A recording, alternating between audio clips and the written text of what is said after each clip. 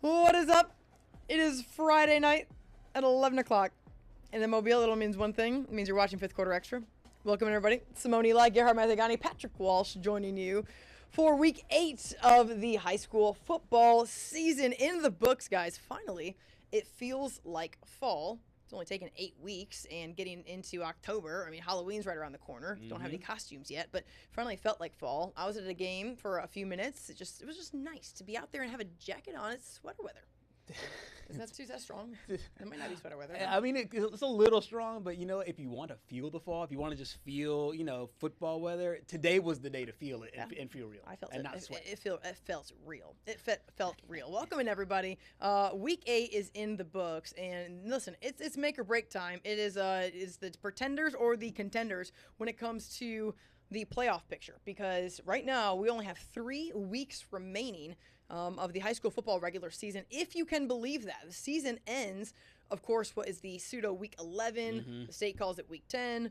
Nobody really knows any sense of that unless you're in Montgomery. And so October 31st is officially the last week of the high school football season. So we are absolutely rocking and rolling. Of course, fifth quarter, another great evening of highlights of scores from all around the Gulf Coast, Mobile County, and north as well. So, guys, we're going to get to those in just a minute. But overall, G, the energy is high right now. And what I believe we've seen at this point is a lot of teams who traditionally might not really be in the positions that they are right now, especially when it comes to top 10 rankings. Yeah, it is. And you think about a team like Daphne, who's right there in the top 10 there in Class 7A. You think of a team like St. Michael for the first time ever, the number 1 team this past week in the state rankings as well. In Class 3A, you have T.R. Miller, who's always been there, but Bayside Academy and Cottage Hill Christian, both now in the top 10 as well. They played a monster game tonight. So, yes, you're right. There are a lot of new teams that we haven't seen consistently. Now, these teams have been in the playoffs and everything else, but consistently continue to make strides there, and so it's good to see. Yeah, and this is kind of the time where a lot of those teams that can withstand injuries, being tired. Are you injured or are you hurt? There's a difference. I mean, a lot of coaches are harping on things like that right now. Early practices, late into the night, film sessions. I mean, 8 weeks in, you start to feel pretty sore, and it's kind of got to be like, mind over matter a little bit when it comes to maybe being, listen, you got to push through. And if there's one team that's doing that, one team that I feel like is looking about as good as I've ever seen them since I've covered the program, it's the Williamson Lions. Yeah, it's hard to believe that just 2 years ago, this team had won 3 games. It's insane. 3 games. They were 3-7. Last year, they turned the tables. They were 10-2. Yep. Coming into this matchup, not only 6-0, but they'd only given up 14 points all season long. They're rolling. All season long. And they've scored how many? And they scored about 327. It might as well be 3,000 because honestly, it ain't been close. Let's look at our Game of the Week highlights, Patrick. Of course, the Senior Bowl Game of the Week. Yeah, it was. And you have the Williamson Lions, in my opinion, playing excellent football, and everybody looks at the offense. They looked at that 100-point game a little bit ago, a couple of weeks ago, but it's the defense to me that has been sensational this year. As Jalen Scott, a huge player for this football team. We talked to former Senior Bowl Executive Director Jim Nagy, and they're like, hey, there's a lot of guys in that Williamson team that we're looking at. I think he's one of them. That led to that fumble, this touchdown from Alvin Dinkins, and hitting his man right there in stride. Jacob Massey in there for the touchdown, an early 7-0 lead. Now, this is a Williamson team facing a UMS Wright team that, coming into this game, a brand new offense. And I was talking to Coach Antonio Coleman before the game, and he said, this is unlike anything we've seen, not just from UMS, but from anybody. The way they snap the ball.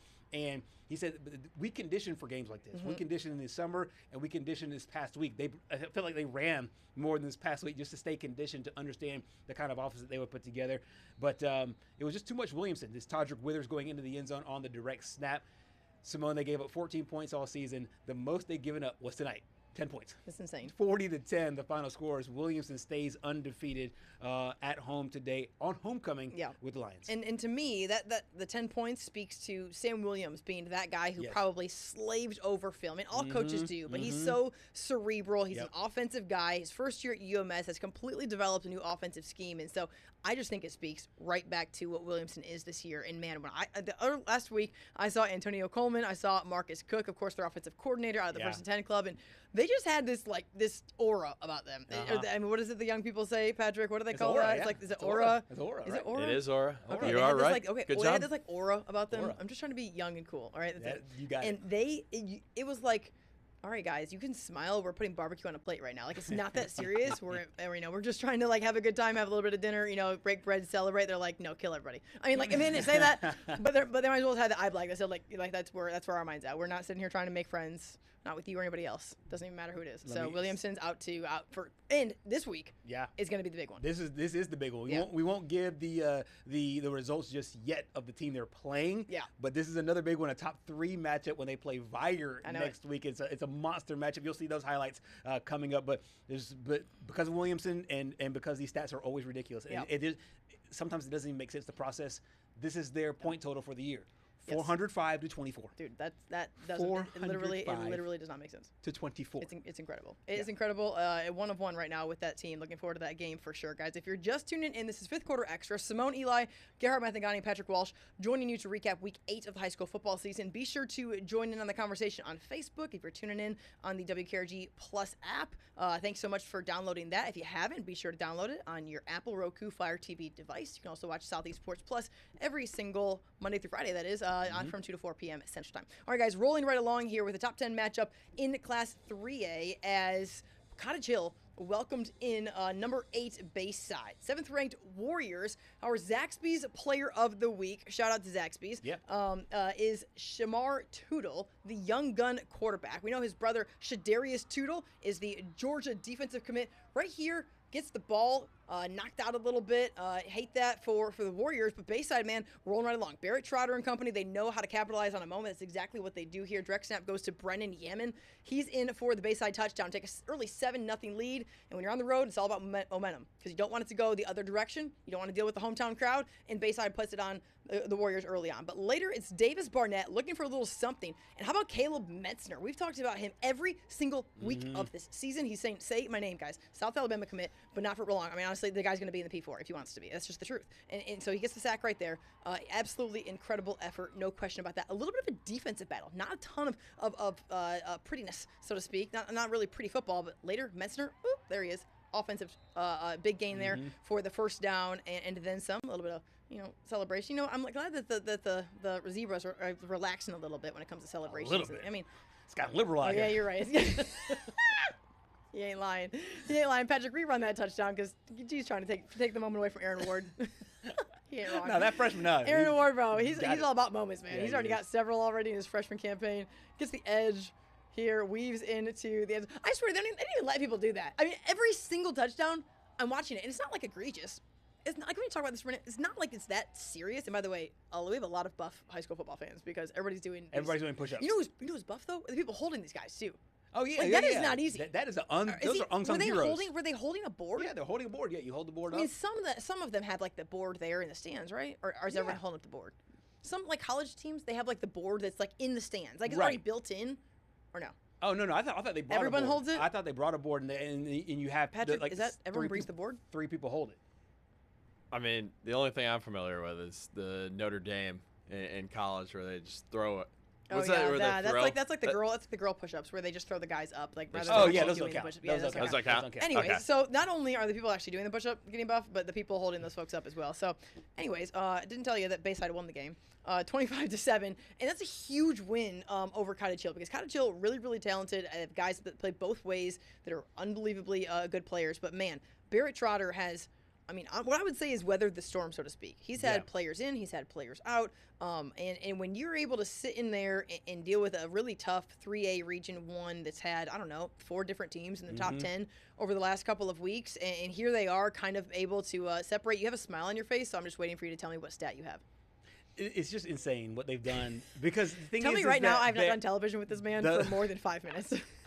Their last 4 games, 60-0, 49-7, 56-6, and 25-7. So they've blown teams out, and they've won a kind of a closer game today against a really good. They're finding different ways to win, but they haven't given up more than 7 points in any of the last 4 games. Did you pick them? Did you pick them in the AL.com? Ben Thomas? No, I think I picked Cottage Hill. I think I did too.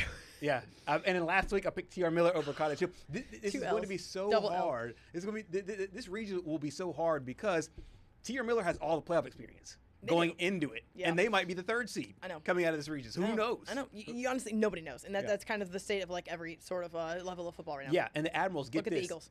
Exactly. The Admirals get this. Their only loss of the season is on the road in the opening game of the year at St. Michael, the #1 team in Class 4A. Man. Lost that game 41-10, but that's their only loss. They have been on a 6-game winning streak since then. Look out for the Admirals, because last year that was that team that I think every single week I'm like, look at Bayside. Look at Bayside. And you're like, Simone, put some respect on it, sis. Like, what are you doing here? And at this point, listen, I didn't pick them this week. I should have. That's the Tootle effect on me. Shamar is in the DMs all the time telling me which way to go here. And so I let him get to me, Coach. I'm sorry, Coach Trotter. But listen, the good stuff either way. Bayside gets the dub. Meanwhile, Saraland, man, there's no drop-off there with the land. I think this is almost – I'm going to age myself here. Remember those Xerox copiers? And they literally just print off. Yes. I feel like their seasons have been Xerox copies. Their players are Xerox copies. Ryan Williams out. Enter somebody else. Exactly. KJ out. Enter somebody else. I mean, and one thing stays the same. That guy in white there walking the sideline. Let's go back. Let's just show. Let's show. I was actually doing a little filibuster because Clancy put a lot of what we call establishing shots in there at the very beginning.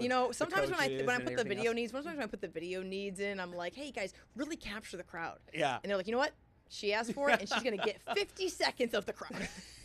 5 minutes of straight crowd at the land. Love that. So, obviously a great environment and great battle between these two teams. These two coaches know each other really well, Han Barnett and Jeff Kelly, an offensive guy and a defensive guy there. So these two teams battling back and forth. But it's Saraland that came in undefeated on this season, and it's Jamison Roberts, the quarterback for this football team, one of our Zaxby's Player of the Week winners earlier, and he hits Deshaun Spencer. And I feel like I said this, it was a moment tonight, kind of like this crystallizing moment where it felt like it was like the KJ Lacey to Ryan Williams, and then the KJ Lacey to C.D. Gill. Yep. That was something we said all the time. We have now said these two names, Roberts and Spencer, just about every week. Yes. And shout out to Jamison Roberts, just got an Auburn offer this past week. I know he got Liberty and got Auburn this past week as well. Deshaun Spencer is headed to Duke for now. And a big kickoff, a big field goal here. This is Turner and Toon. Antune there. Huge, massive boot, as Clancy put it in her highlights. 7-3 the score. Now, this might be, Patrick, if you can run this one play back here, watch this catch here by Eddie Turner. He's getting himself ready for the NFL. Right after this field goal, he's getting himself ready for the NFL because this would have been good on Sundays.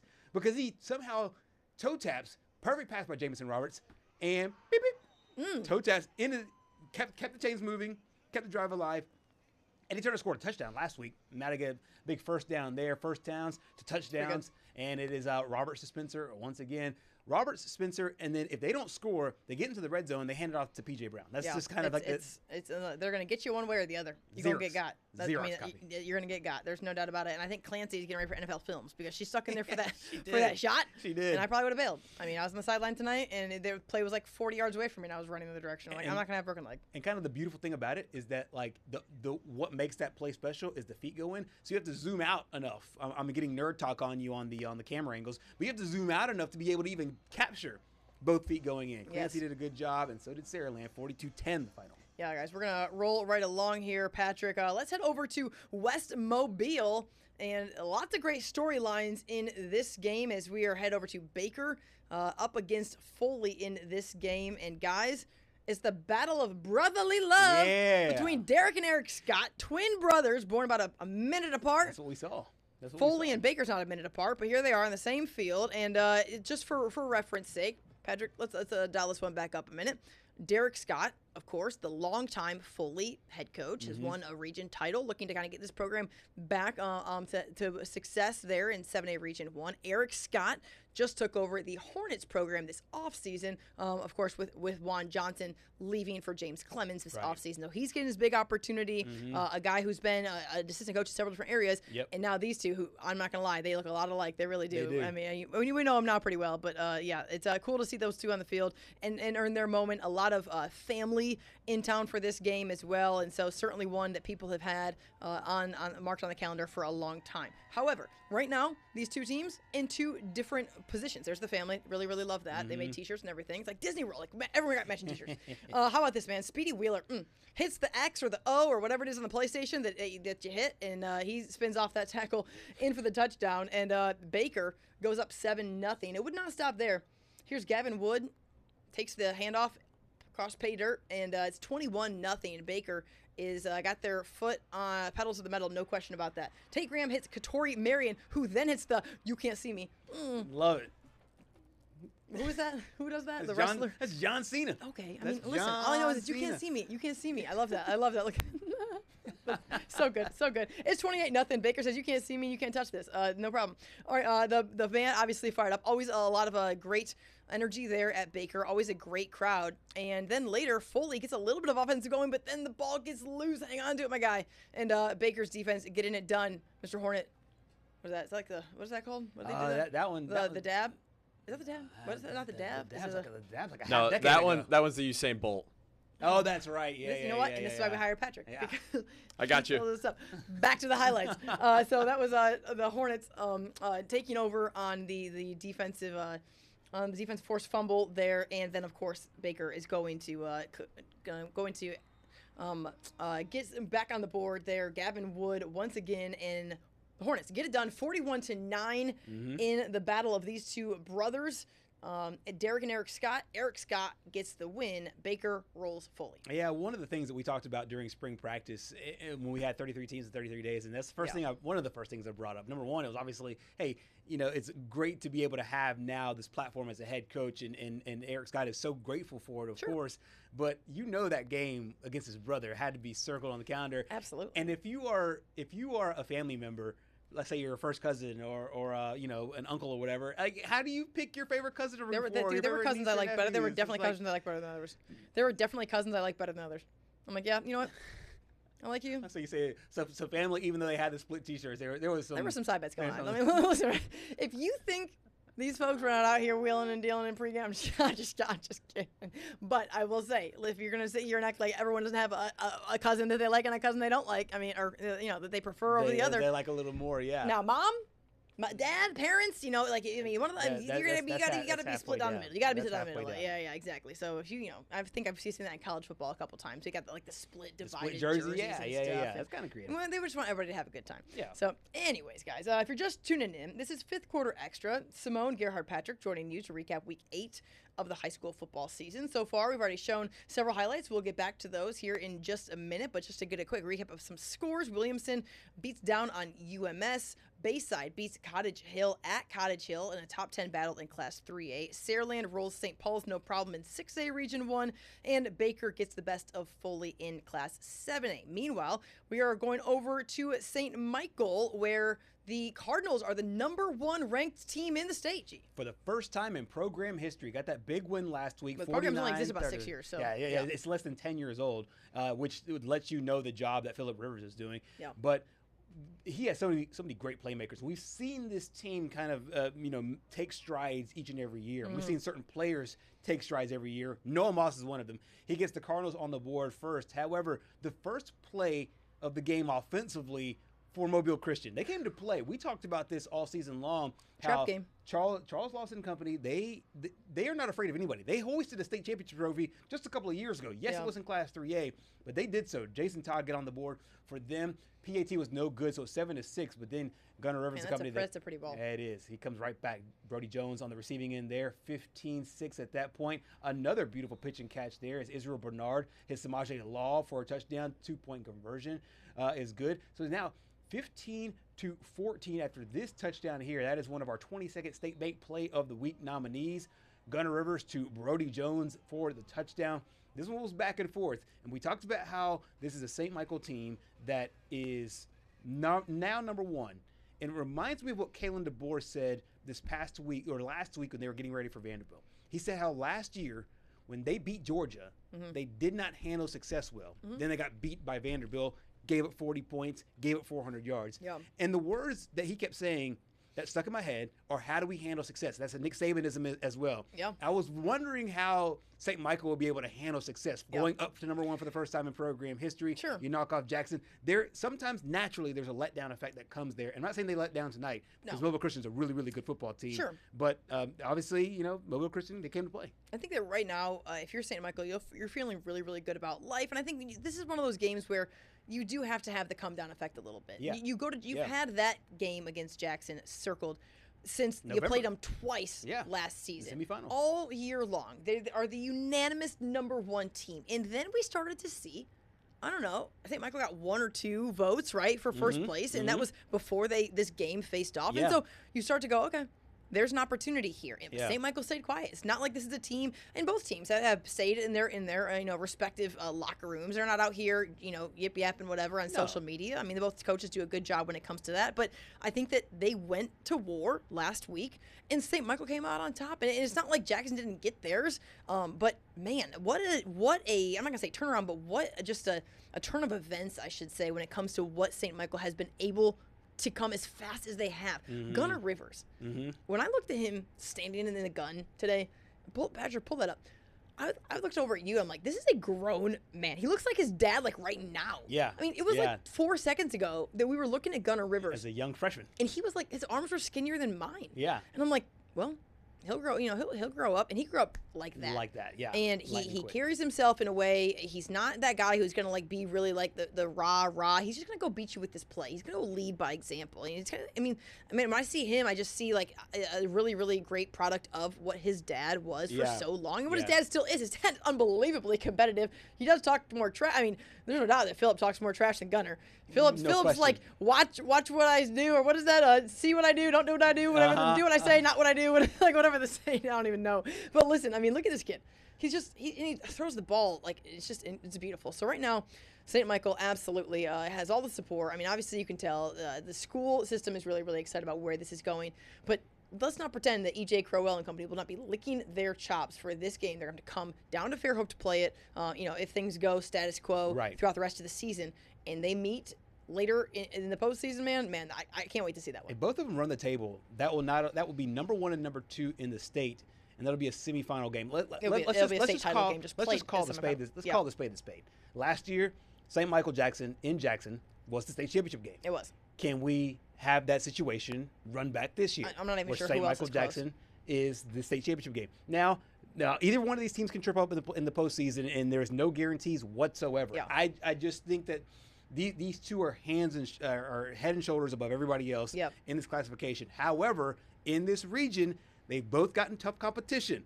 Mobile Christian gave Jackson a hard time at the beginning of the game. They gave St. Michael a hard time all game today. So like I said, they're and I won't be surprised if Mobile Christian is one of those teams that's still in it in the quarterfinals as well. So you could have 3 teams there in the quarterfinals. And so this to me is setting up to be a perfect storm. Yes. As a flip-flop of sorry about that. Yeah, I got excited. As a flip-flop of last year's. Yes. I mean, here's the deal. So this coming week, I should say, St. Michael will go out of region play to play Pensacola Catholic.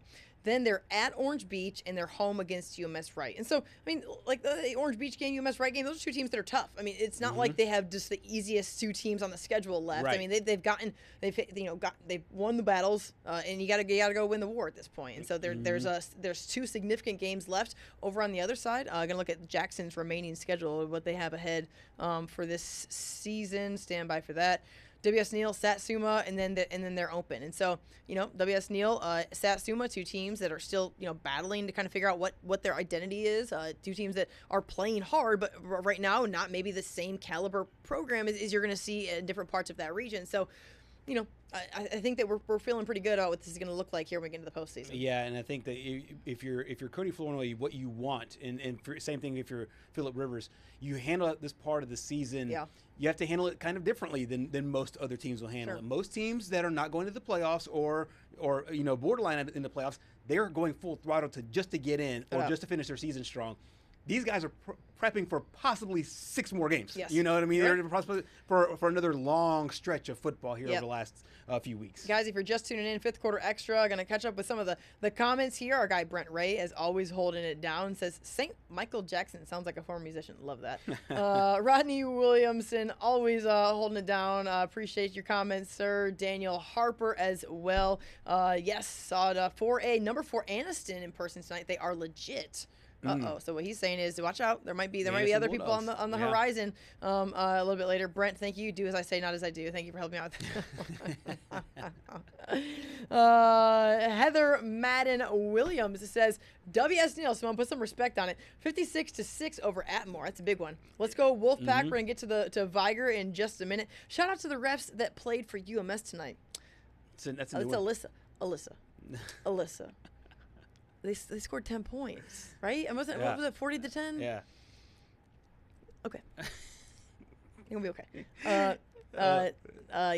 And you Right, mentioned that was Heather. the You mentioned Heather. She was Williamson like, game, that- right? that- Yeah. Okay, I love that. And then go Baker, of course. Alexandra, appreciate the comment. All right, guys, gonna keep things rolling here. Where are we going next? How about, okay, before we get to the Fairhope highlights, let's talk about a really, really cool event that Fairhope does every single year. Love this and really got a firsthand look at this. Last year, Gerhard, we were able to do a feature piece. This is the annual Spina Bifida Awareness Night that happens there at Fairhope. Always a really, really special event. And there you see Tim Carter, legendary coach there at Fairhope. This event was started in honor of Brett Horn. He's one of the assistant coaches there for Fairhope. His daughter, Caitlin, was born with spina bifida, and this is in honor of her. We had a chance to meet that family this past off season. That's They right. have a really great relationship with Riley Leonard, Yeah. former Fairhope quarterback, former Duke quarterback, former Notre Dame quarterback, now Colts quarterback, Yep. right? I mean, nothing's changed over there, right? I want to make sure I'm reciting Yeah, all yeah, those you teams got right. it. Yep, Every there we go. single one. Every And single man, one. but bigger than all of that, the smiles on these faces, the cause, the reason for this, the awareness here, and every single year, the amount of yellow that you see is just really, really special. Yeah, it certainly is. And this is something that, like you talked about, that we were able to talk with Coach Horn about. And I'm so glad it just didn't live in a vacuum with Riley. And when Riley left, and then, sometimes these things Sure. kind of flame out. Sure. Or people or forget. But Riley made sure to mention it, and he kept that bracelet on Yes. all the way. You saw it. If you watch any of the Notre Dame games Yep. from last year, all the way through the Give me national chills championship talking game, about this again. that Yeah. he had that bracelet on. Yeah. And it was spina I bet he bifida still has awareness. it. I mean, I bet he still has Exactly, it. yeah. He kept that on, and I know that has certainly helped the Horn family, Caitlin Horn, battle through a lot of. She had a recent procedure, and I was texting with Coach Horn about that, and it's really, really good to see this type of support, and the smiles on those kids' faces is priceless. Yep. Of course, the Azalea Trail Maids there as well, so always a really, really great event, and what a beautiful night for that as well. So shout out to Coach Brett Horn, to Tim Carter, and all of the Fairhope Pirate Nation for supporting such a great cause. It lets you know that the sports the platform that sports has, number one, Yeah. and secondly, being able to prioritize what needs to be prioritized. Yeah. And this is one of those things. And shout out to Coach Carter, because one of the things that made Coach Carter really special is the fact that he let Coach Horn, Yep. understandably, anytime his daughter had any issues, Coach Horn can go to straight to his daughter. Yeah. Hospital trips, whether it's rehab or anything else that she needed. The Fairhope family was right there, Yeah. and so people with spina bifida and other illnesses and or diseases, all those children were right there. So not only do you get the support of your peers, Yeah. but you get support of the football team that's right there. And They're we've heroes. seen all the kids. Those are their heroes. And 1,000%. Yeah. 1,000%. And appreciate News 5 photographer Lee Atherton for doing such a great job Amazing. capturing those Amazing. moments and those pregame Yeah. moments for sure. Guys, as for the game, Fairhope hosting MGM in a crucial 7A Region 1 battle. Of course, Zach Golson, the kind of hot shot coach. Coach, I got to give you your kudos on that. You certainly have turned around MGM as back-to-back region champs and looking to continue to take care of business here in 7A Region 1. But Fairhope was not going down without a fight in this game, Gerhard. I mean, listen, Tim Carter knows how to coach. MGM certainly has great coaches and players on their side of the ball, too. And this one went down to the wire, my guy. Yeah, one of the big things about Fairhope is that this entire season, I mean, they lost that first game in the California Dreaming game against Spanish Fort. Yeah. They've run off 6 straight since then, going into this MGM matchup. And Cameron Smith had a great play there to start off this football game. Yep, no doubt about that, guys. Go back up. Patrick, let's go back to that first play and make sure that we're giving all of our guys the proper love. Jeremy Menhennet is going to find Cameron Smith in this one. And check out this juke move.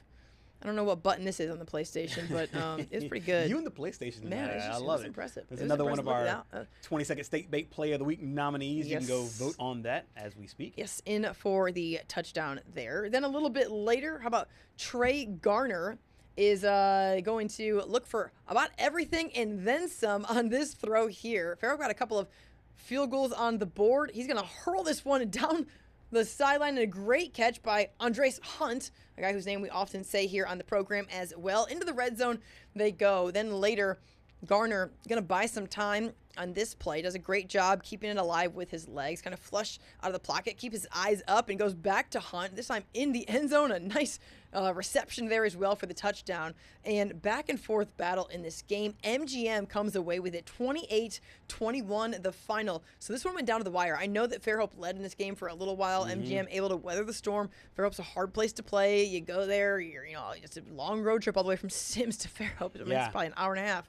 And unless I get a police escort, which I'm sure Coach Golson probably gets that. So he gets that type of car service. But listen, a big win though as MGM rolls. Yeah, we saw a few times over the course of the last however many weeks now. We've seen Trey Gardner hook up with Fisher Southall, and then now today it looks like Andres Hunt was the guy. But you're right. It just seems that the Vikings had a few more horses to be able to pull this one out. But this, to me, reminds me of a playoff-like game that MGM will face later on down the road, and Fairhope as well. Fairhope can, punch their ticket in, and it looks like they're in good shape to do so. So, yes, this was a good test here for the number 3 team in the state, and I think a lot of eyebrows will be raised, like, hey, look, MGM has some issues.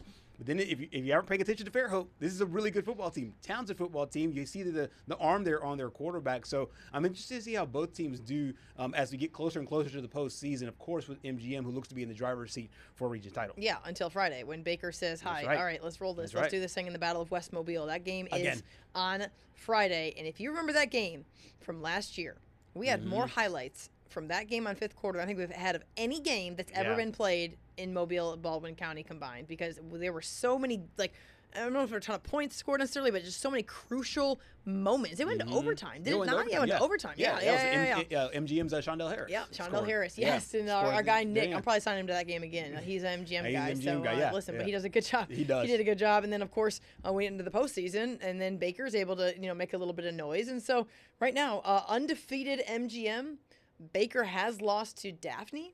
So there's a lot on the line right now for Baker. Not just what can you win the Battle of West Mobile, hoist the trophy, but also who's going to be there for that 2 home playoff spots. 7A Region 1 shaping up to look same as always does, honestly. And it's one of those what are the top 2 teams going to be? It's going to be MGM Baker, it's going to be MGM Daphne. Yeah, we saw that how crucial that was last year for Baker to be able to get that home game and then win their first playoff game in 4 decades. It was huge. Yeah, it was a monster. It took Juan Johnson up to a higher paying job at James Clemens. And then, one year just like that. I mean, can you blame him? No, not at all. Not at all. Well, listen, they play more in Huntsville. That's all I got to say. But it is what it is. All right, guys, let's go over to Viger, number 1 team in Class 5AG. You were out there for a little while. I was out there for a little while, and this is a senior night over there at Viger. And Coach Gaines Sullivan, the new Rams head coach, coming out with a little trickeration here to start off this football game.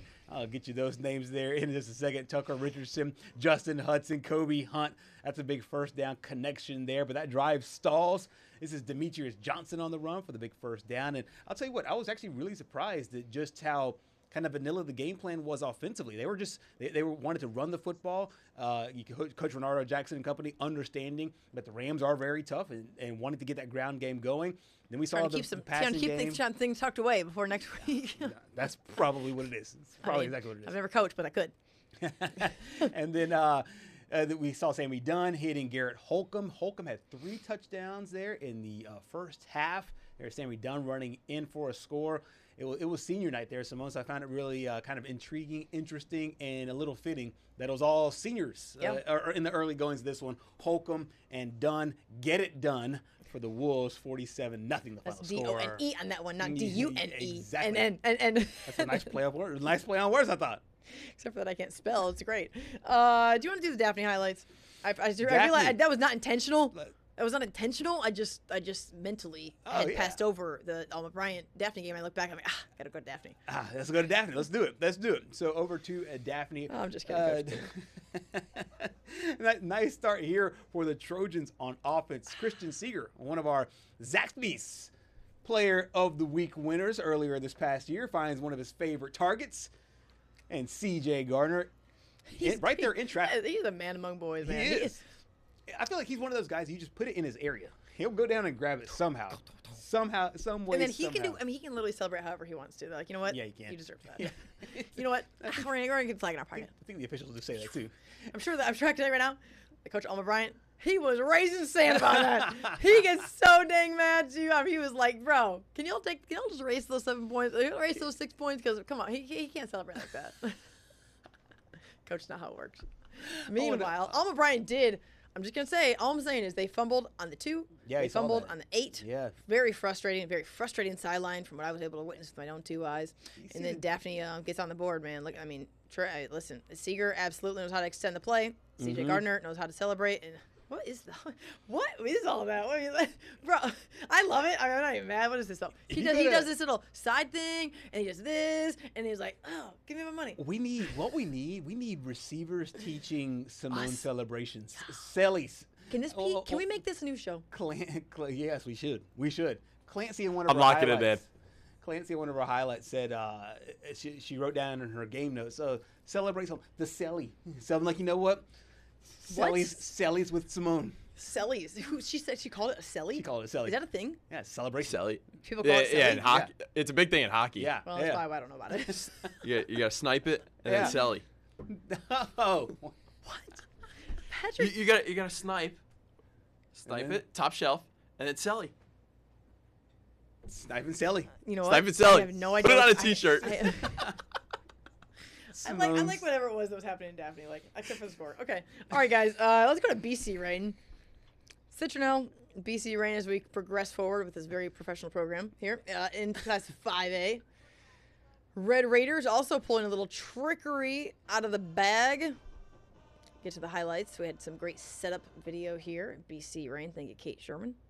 Kate. And the snap. And the double pass. And it goes for a touchdown. Julius Rogers on the receiving end of this one. Study. Red Raiders on the board at home. It's 7-0. The dancing team absolutely loving it. Man, I'm telling you, I give so much credit to those girls because they are moving the whole time. Work. Dude, they're moving the whole time. Putting in it's work. It's like professional soccer. Yeah. When no one has any chill because they're running the whole time. They're on the sideline and they just keep running. And they're running laps, running laps. The dance team, kudos to the dance team, you guys. Kudos. They are the real MVPs. Getting it done. Back to the highlights. Citronelle is going to punch their way into the end zone. Kobe Weaver, one of the toughest, hard-nosed players that we have along the Gulf Coast. This guy, you just cannot bring him down. Reminds me a lot He's like Scataboo. Yeah. We said the same. I was literally thinking the same time. Bro. I was literally thinking the same time. Literally, the way this dude. Tell me we don't have ball knowledge. Go back. Run it again. Literally, I was about I to say that. I stole it out of your brain. That's how we operate. Scataboo. I mean, all he needs to do is a flip. They don't, but it doesn't matter. All he needs to You do know is a flip in the end zone. Come on. Can we see a flip? Come on, Kobe. Flip it. It literally is insane. Just how stylistically honestly, their games are the it exact really same. is. It really is. And so is our broadcast. And as luck would have it, that is our third nominee for the 22nd State Bank Play of the Week. You can vote online at WKRG.com. And Citronelle gets the win on the road in this game. 24-21, certainly a really big victory there. Gee, what does the 5A Region 1 standings look like right now? Let us pull those back up. Saw those there I'm going to earlier. look at Facebook while you do that. And Brent Ray says he's going to get it sponsored. End Zone with Simone. End Zone. You know what? I'm not even mad about it. End Zone. Always thinking. Brent knows what he is doing. End Zone with Simone. Got it. Yeah, I love it. All right, so it looks like, 5A right now. Viger is now 7-0 overall, 5-0 in the region after a win over Faith Academy. Williamson, 5-0 in the region after a win over UMS Wright. UMS Wright drops down to 3-2 after losing to Williamson. LaFleur played Alberta yesterday. They won that football game. So LaFleur now goes to, is it 3-2 now? Because they beat Faith. And they beat BC Rain last week. They beat Alberta. So now LaFleur's got 3 region wins. They're fighting now for a playoff spot. BC Rain losing to Citronelle tonight. So they're 1-4. Citronelle now 2-3 after that win over the Red Raiders. Yeah. Faith Academy and Alberta on the backside there. I'm not sure if they're mathematically out, but those look to be the final 2 teams there in the region. This is one of those regions where we had like a 4 teams and like a tie that was absolutely crazy. I think we've had that in the last couple of years. We have several teams right there for that number 4 position, trying to fight their way in. Sometimes a 3-way tie of who's going to get that last playoff spot. So really something to watch. That game between Viger and Williamson next week is going to be very, very exciting. We're going to have a lot of good games because we have that one with Battle of West Mobile in 7A between Baker and MGM. A lot of great games. Let's take a look at the scores from our girl, Gracie, holding it down as she always is behind the scenes. The GOAT, the digital GOAT, doing the things. Let's take some scores from the air. We had a few Thursday night games. What you got, G? Yeah. Well, no, I was about to say, as you pull those up, I want to give a shout out here to LaFleur head coach Michael Perry. He's done a fantastic job. It now just dawned on me that they're now 3-4. They have a chance to hold down that last playoff spot in Class 5A. That would be huge. I had to go back and look.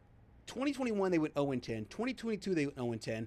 They won 1 game in 23 and 2 games in 24. They've already matched their win total for the last 4 years combined. Yeah. 3 wins this year matches the 2 wins last year, the 1 win the year before that, 0 and 0. 4 straight years they had 3 wins. This is their 3rd win tonight and a possible berth in the playoff. It just crystallized to me in the moment, and so I want to give a shout out to new head coach over there for the Rattlers getting things done. Yeah, I mean, unbelievable. It's certainly impressive when you see a change in leadership. Sometimes, I mean, Renato Jackson went there, and if you go look see what he did from his previous time, and both of these, this program has been taken steps forward in both of their last 2 regimes. Renato Jackson, I mean, winning 1 or 2 games, well, it's better than 0 games. Right. And so every year he got a little bit better. Yep. And then they don't end well, right? I mean, obviously, like, he goes one direction, LaFleur goes the other direction. The admin's wanting something different, and he ended up going to a school. Yeah. In Viger that he has his heart. I mean, he loves Viger, and he's having a great year over there.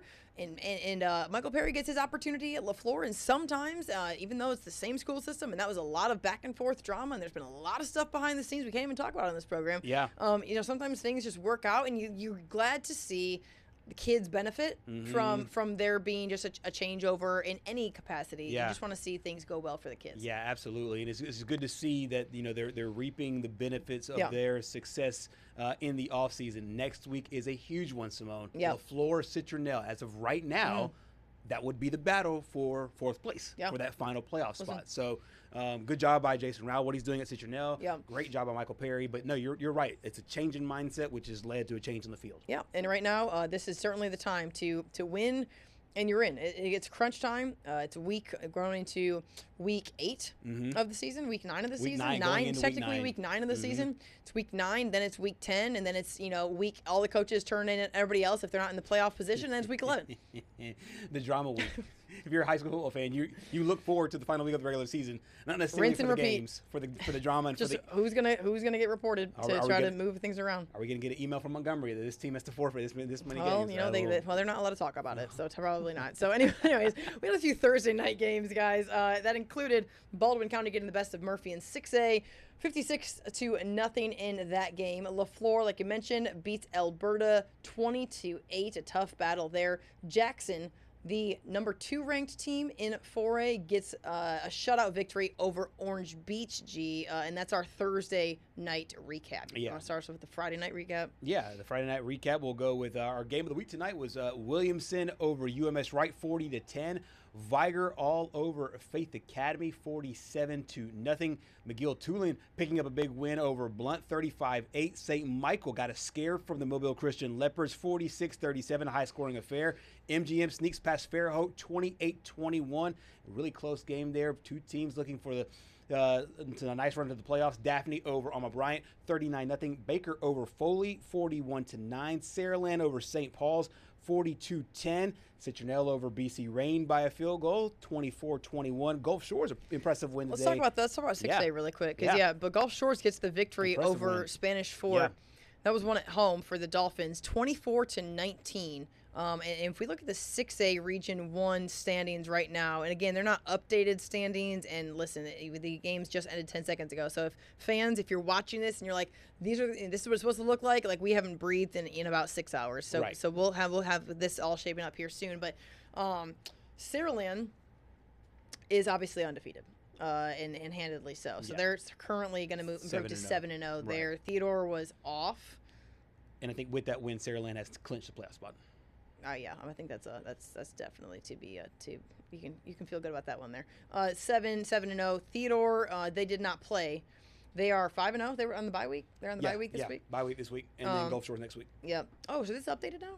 Is this updated? Because it looks like it is updated, actually. Mm-hmm. Yeah. Okay, it is updated. So okay, there we go. 5-0.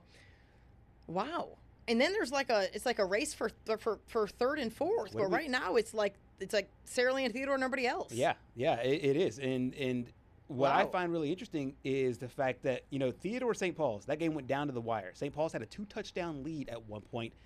St. Paul's had a 2-touchdown lead. Theodore were able to flip it to stay undefeated on the season. How big is that game now moving forward? Monster. But as you said, there is now a tight race, as we projected, for that second, third, between 3 and 4. It's huge. I mean, so right now St. Paul's has the upper hand. And of course, I mean, they have not played Gulf Shores yet, have they? I feel like they did play. I thought they did play. I'll pull that up. But this is updated as of this week. So St. Paul's is 3-2. Gulf Shores is 3-2. Spanish Fort is 3-3. McGill-Tulane 2-3. And so you would think that all of those teams, 1, 2, 3, 4 teams, are right there in the mix for those 2 spots. I mean, that's typically how it does go in 6A because they do have a 9-team region.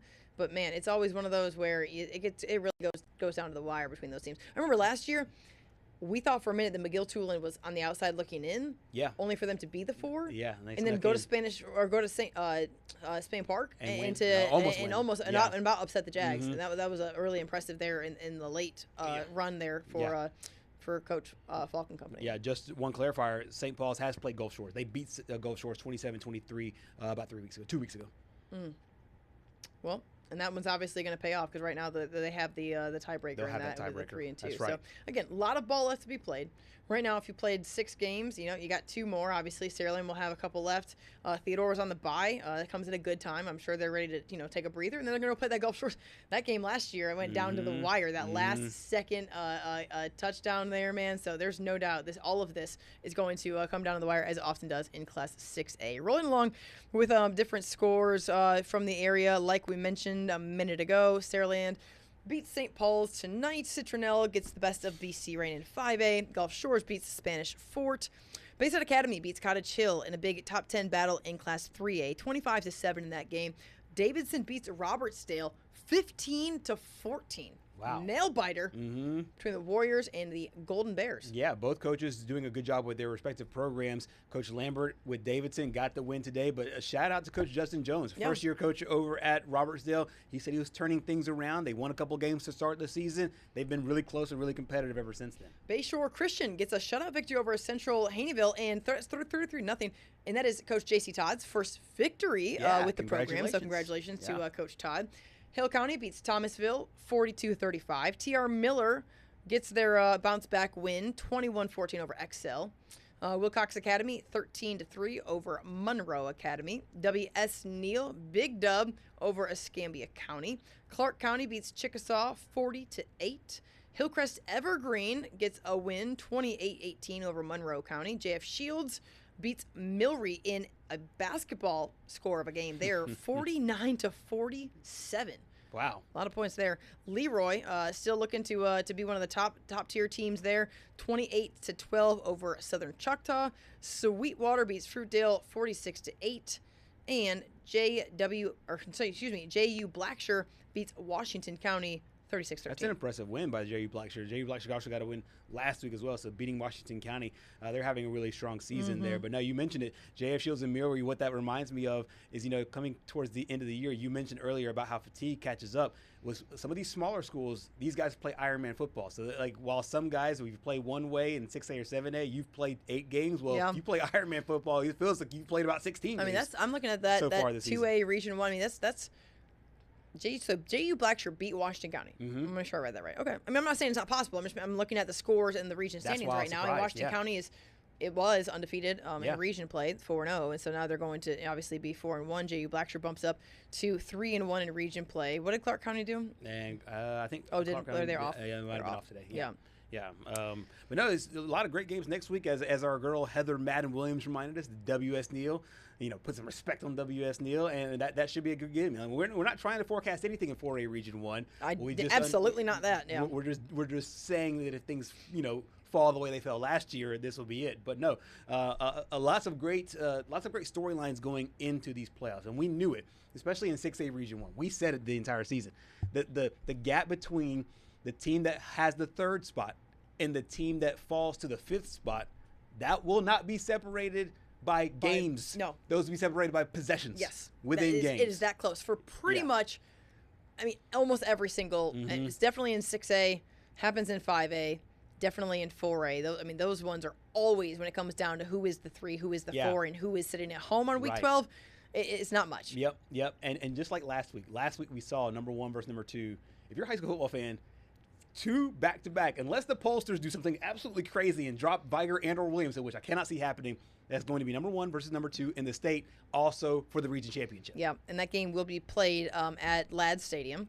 That's right, yeah. Yep, I've been told that will be played at Ladd Stadium to accommodate what the expected crowd is going to be. I think that we kind of made a big deal out of that previously. Some people, like myself, made a big deal out of that because I do think that obviously MCPSS built these home stadiums, and you would love to see those games played. John McKenzie, former Viger coach, was also adamant about that. Probably not mad when he got a $40,000 gate. I'm just saying, he probably didn't get that when if it would have been at home. So the home team gets the money, and so this game's a valuable game in this one. No question. AC's like, you know what?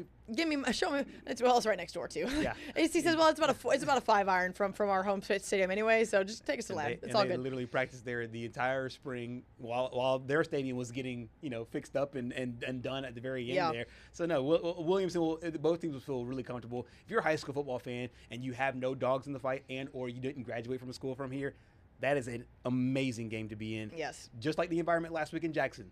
If you're a high school football fan, you're a fan in general of the sports.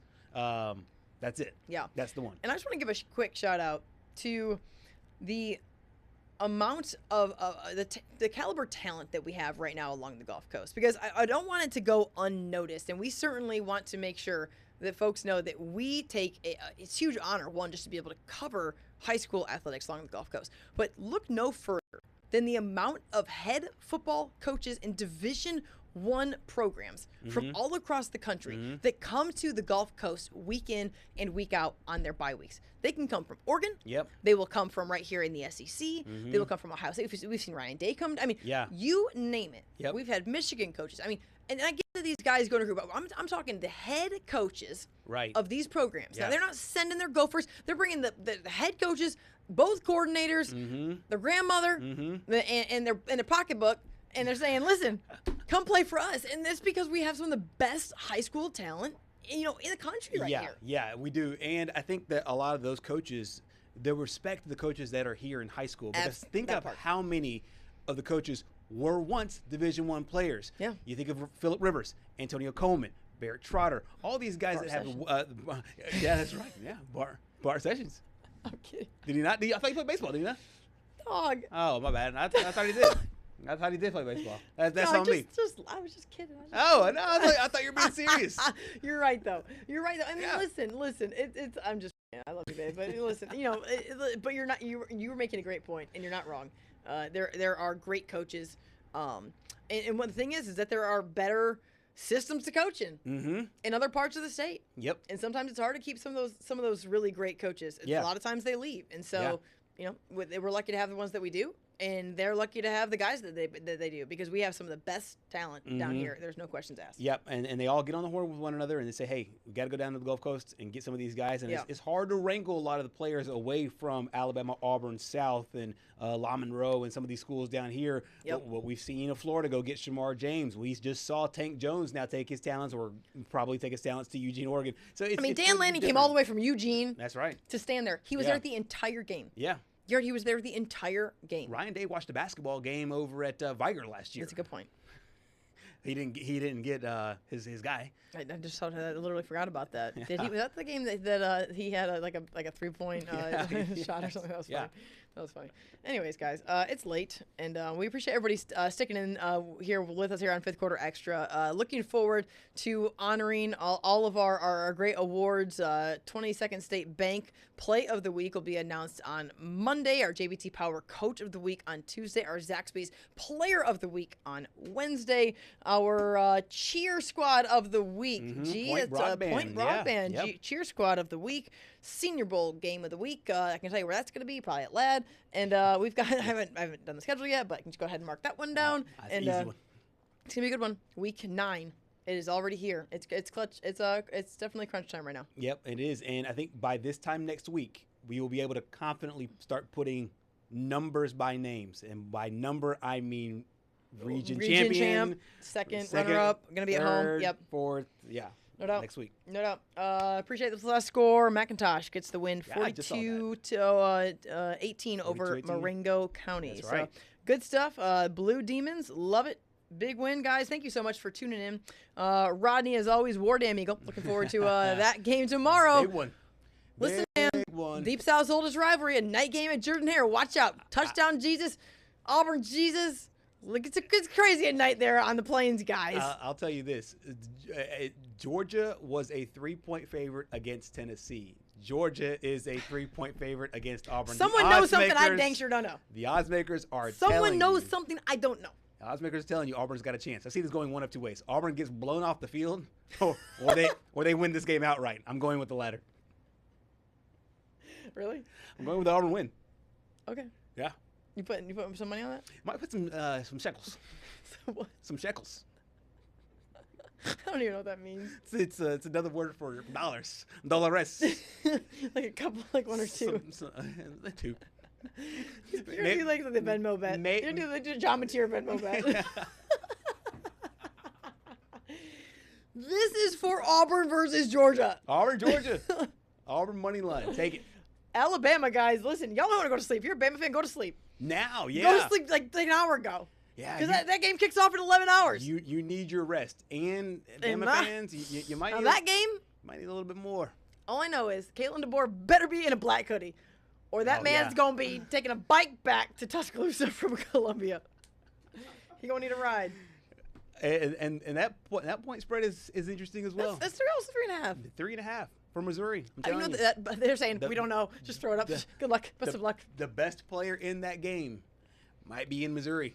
You've said that once, twice, about 700 times actually. Might be. I'm just letting Patrick, you know. how many times have you told? What's the count? How many times you said that? I have it right here. It's 12 times. Today. I'm just saying if by this time get your Ahmad Hardy Heisman odds right now, because no, not him. They're only gonna go up by this time on Monday. Sure. They haven't even played anybody. That's what I'm saying. Tomorrow's his Heisman moment, possibly. Get your John Mateer Heisman odds. Oh yeah, so plus 1,000 right now. Is he playing? Is he probable? Yes. He's playing. Okay, he's playing. That's called probably trying to mess with your opponent. I mean, there's no. Oh, I don't know. There's like rules against that, right? Yeah, you can't really. Yeah, you can't elevate him to probable unless it's been cleared off. Unless it's legit probable cause. Yeah. There you go. Mm-hmm. Listen, the game is changing. Game changers. All right, guys. We will recap week 9 of the season. Can't believe it's already going to be week 9. Halloween is right around the corner. Fall weather is mostly here, although it's going to be right back in the high 80s. What are we doing down here? We never know. And what are we doing on the show? We never know that either. And we're looking forward to a Fifth Quarter Extra next week. Of course, Fifth Quarter. We'll join you at 10 o'clock on Friday, guys. Been a really, really fun night. Honored to be able to do this show. Love it every single week. So for Patrick Walsh, Garo Mathagani, I'm Simone Eli, and we will see you next week.